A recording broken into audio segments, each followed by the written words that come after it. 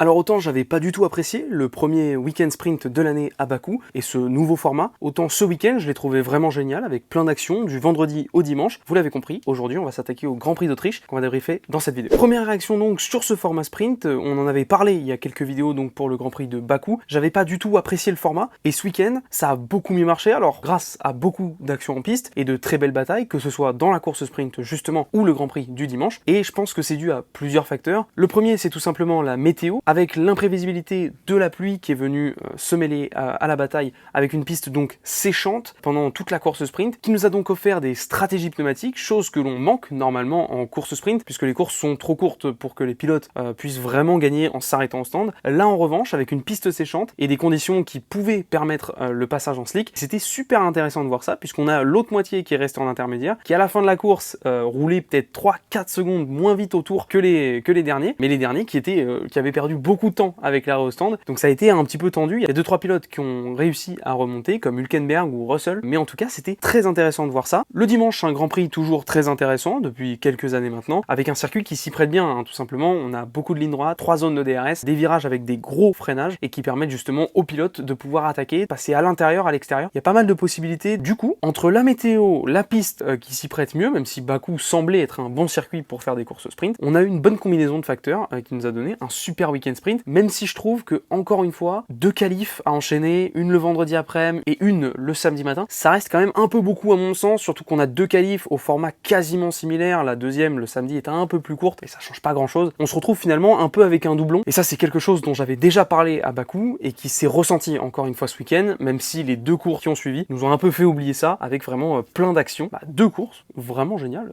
Moi j'ai vraiment kiffé ce week-end, donc format sprint. J'ai très hâte de voir ce que ça va donner à Spa, avec un circuit qui va être encore une fois très différent, mais des conditions qui devraient être elles aussi assez critiques pour les pilotes, puisqu'on sait à Spa c'est souvent qu'il pleut un peu, donc ça devrait encore mixer les cartes et nous offrir un beau week-end sprint, en tout cas c'est ce que j'espère. Une deuxième réaction sur le Grand Prix et plutôt le week-end général de Carlos Sainz et même de Ferrari dans sa globalité, que j'ai trouvé vraiment bon. Alors Carlos Sainz, lui, il avait beaucoup de rythme, il échoue juste derrière en 3ème place le vendredi après-midi derrière Leclerc, avec quand même une première ligne occupée par Charles Leclerc, et surtout le premier doublé dans le podium, on va dire dans les 3 premières places de Ferrari en qualification cette année, qui montre qu'il progresse véritablement. C'était un peu plus dur le samedi, surtout pour Leclerc, qui a vraiment galéré le samedi avec des conditions plus fraîches, humides, et une balance qu'il ne retrouvait pas vraiment par rapport au vendredi et même au dimanche, donc c'était assez compliqué pour lui. Sainz en revanche, il s'en sort super bien, puisqu'avec un gigarythme, il finit 3ème derrière les 2 intouchables Red Bull le samedi après-midi, et après le dimanche, il avait un rythme d'enfer, menaçant pendant toute la première moitié de course Charles Leclerc. Pas le droit de se dépasser entre les deux, tout simplement prévu à la stratégie auparavant, avant la course, pour un gain de temps et pour pouvoir se détacher des pilotes de derrière et s'ouvrir plus de possibilités au niveau de la stratégie. Les stratèges et les ingénieurs Ferrari avaient choisi de ne pas se doubler dans le premier relais, et malgré quelques petites demandes de Carlos à la radio, ça n'est pas passé et on a décidé chez Ferrari de rester sur notre plan initial et de ne pas se doubler. Il en pâtit un petit peu après, puisqu'il ne s'arrête pas chez Ferrari pendant la virtual safety car et s'arrête un petit peu plus tard pour un double arrêt qui va être un peu loupé, hein. Je dirais que c'est le point noir de ce Grand Prix dimanche pour Ferrari, avec un double arrêt avec plus de 4 secondes pour l'arrêt de Leclerc et l'arrêt de Sainz. Donc là il perd un peu de temps, il repasse derrière Norris, Perez ou encore Hamilton, et là franchement il a eu un rythme de dingue, médium 9 par rapport au dur qu'avaient chaussé quelques tours plus tôt Norris et Hamilton. Il les passe mais alors sans aucun problème, il les a avalés, et ensuite il s'est dirigé sur Sergio Perez, qu'il a lui aussi doublé très facilement, puisque Perez était en dur assez vieux du début de course, il s'était pas encore arrêté forcément Sergio, mais franchement là super course de Carlos Sainz, qui finit 2ème d'ailleurs dans le classement des meilleurs pilotes, enfin du pilote du jour, puisque c'est Norris qui l'a remporté. On va en parler de Lando Norris aussi, mais franchement je trouve que Sainz il a fait une super course avec beaucoup de rythme.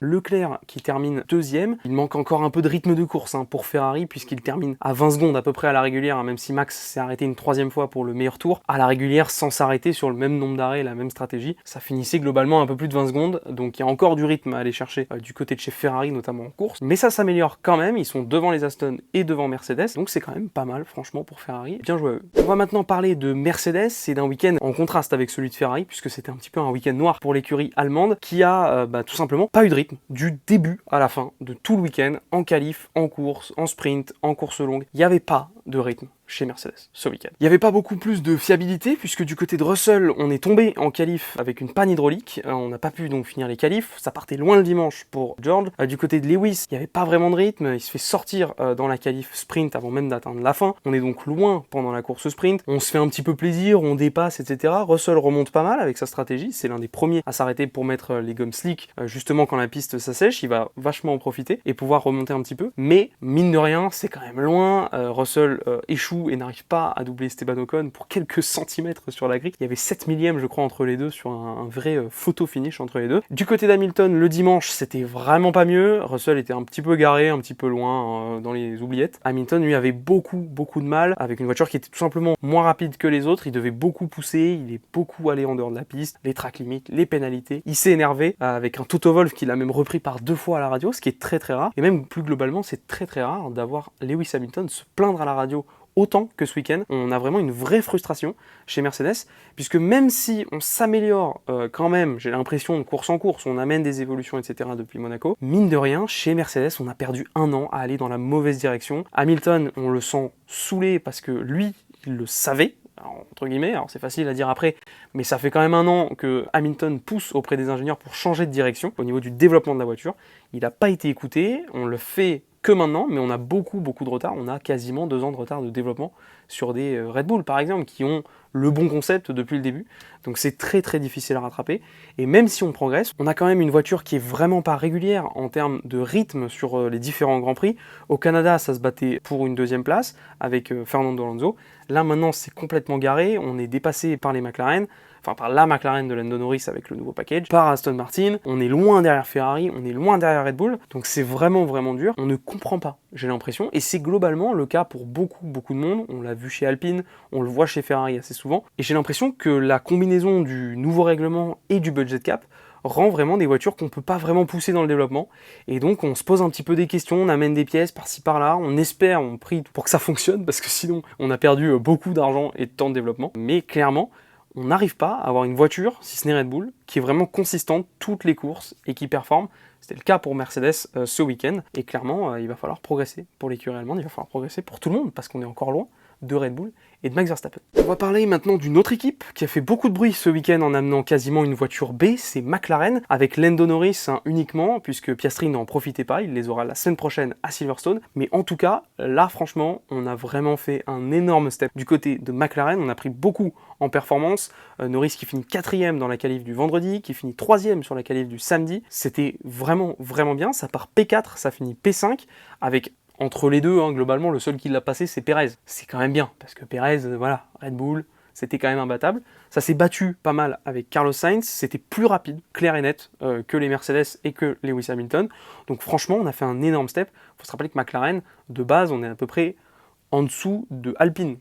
Là, maintenant, on se bat avec des Mercedes, on était devant les Mercedes même, devant les Aston, pour Lando Norris. Alors est-ce que ça vient beaucoup du pilote? Est-ce que ça vient beaucoup de la voiture? On ne sait pas, on le verra la semaine prochaine du coup avec le nouveau package qui va arriver sur la voiture de Piastri, qui lui a eu beaucoup de mal ce week-end.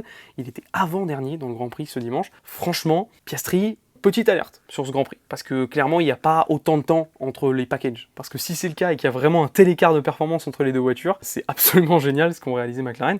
En tout cas, ça fait plaisir de les voir revenir, ça va faire une belle bataille avec Alpine, qui maintenant, des dires d'Esteban Ocon, devrait apporter des pièces dans les prochains Grands Prix, et essayer de répliquer un petit peu, parce que là, sinon, avec la perfo qu'a montré McLaren et Lando Norris ce week-end, Alpine, ils vont pas pouvoir la tenir longtemps, leur position au championnat. On va maintenant parler de l'actualité du week-end, les track limits, on en a parlé du vendredi matin au dimanche soir, et ça nous a clairement gâché le spectacle. Alors c'est simple, dès la première séance de qualification, le vendredi après-midi, les chronos ont été annulés les uns après les autres, avec les dépassements de piste des différents pilotes. On le sait, ce circuit est depuis de nombreuses années maintenant très propice au dépassement des limites de piste. En effet, les 2 derniers virages sont extrêmement rapides et en descente, et avec des dégagements au goudron, ils incitent les pilotes à aller large pour gagner du temps, et donc souvent jouer avec la limite, et même parfois la dépasser, un peu trop ce week-end. En tant que spectateur, c'est carrément chiant, puisqu'à chaque fois qu'on regarde une séance, on ne fait que parler de track limit, au lieu de parler des beaux chronos, des tours incroyables que réalisent les pilotes, ou plutôt des dépassements quand on est en course, on ne fait que parler des limites de piste. Et est-ce qu'il y avait encore un morceau de pneu sur cette ligne blanche? Franchement, on a autre chose à faire en tant que spectateur. spectateurs de Formule 1. Bon alors même si en qualif on ne fait qu'en parler, et ça gâche en effet un petit peu le spectacle, c'est pas si grave. Au final les temps sont annulés, certains se font piéger, comme Sergio Pérez par exemple vendredi après-midi, mais en soi, il n'y a rien de catastrophique. C'est juste un peu chiant, mais ça va. Le samedi, toujours pas de problème, même en course sprint, puisque avec la piste mouillée, il est impossible pour les pilotes d'aller au large. En effet, les bandes peintes et les vibreurs sur les côtés sont souvent gorgés d'eau, et donc très dangereux, parce que si on vient y mettre la roue, on peut facilement partir en spin.